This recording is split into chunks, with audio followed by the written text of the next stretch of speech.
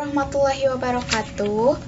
Perkenalkan, nama saya Mila Karmila, kelas B2 Nonrek PGSD, NIM 190605151. Di sini saya akan sedikit menganalisis tentang film Keluarga Cemara. Tidak semua sinetron punya cerita yang mengada-ngada di era 90-an. Sebuah sinetron berjudul Keluarga Cemara yang tayang mulai tahun 1996 punya jalan cerita yang sangat menarik untuk ditonton. Cerita sinetron yang satu ini memberikan pengalaman yang menyenangkan. Berkisah tentang keluarga kecil yang penuh lika-liku kehidupan.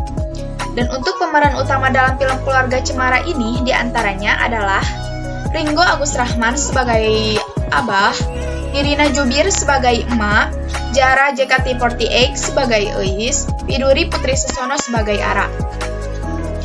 Film Keluarga Cemara ini menekankan pada kisah nyata.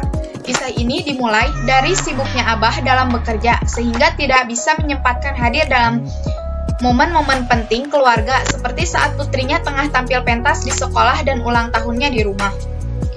Dalam kesibukan tersebut, ternyata usaha yang dilaksanakan Abah gagal. Keuangan perusahaan menurun, karena dana yang ada ternyata digunakan oleh mitra Abah, yaitu kakak iparnya, untuk investasi yang bermasalah. Sebagai akibatnya, seluruh harta yang Abah punya juga terkena dampaknya. Rumah dan hartanya disita oleh debt collector untuk membayar hutang perusahaan yang disebabkan oleh kakak iparnya.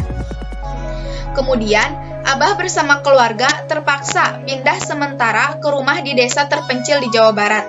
Rumah itu merupakan rumah masa kecilnya, sebuah warisan dari ayahnya.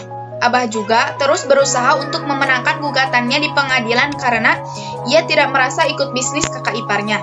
Tapi usahanya tersebut gagal, karena ternyata tanpa disadari tanda tangannya terdapat di kontrak investasi yang dilakukan kakak iparnya. Abah kemudian dengan terpaksa harus beradaptasi seadanya demi keutuhan rumah tangganya. Ternyata keluarganya mau menerima segala apa yang terjadi. Penerimaan ini membuat Abah kemudian bekerja sekeras mungkin dengan suasana desa. Kemudian ia menjadi kuli bangunan. Emak membantunya dengan memproduksi dan menjual opak. Is ikut menjual opak tersebut di sekolahnya. Sekalipun demikian, beberapa masalah keluarga tetap timbul karena kemiskinan yang ada dan karena usia Eis yang semakin remaja. Namun demikian, semua dapat diatasi. Suatu ketika, Abah jatuh saat bekerja sebagai kuli bangunan. Kaki Abah sakit.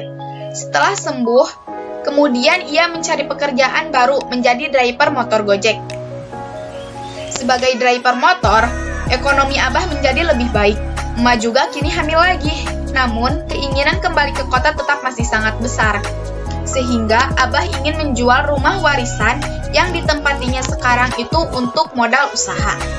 Lalu, Abah menandatangani akte jual beli setelah seorang peminat ingin membeli rumahnya. Ternyata rencana Abah ditentang oleh anak-anaknya. Karena anaknya merasa lebih bahagia di desa. Hal ini karena kedekatan keluarga dirasakan jauh lebih baik daripada di kota dulu. Eis dan Ara pun sudah dapat beradaptasi di sekolahnya karena merasa nota jual beli sudah ditandatangani dan menerima DP.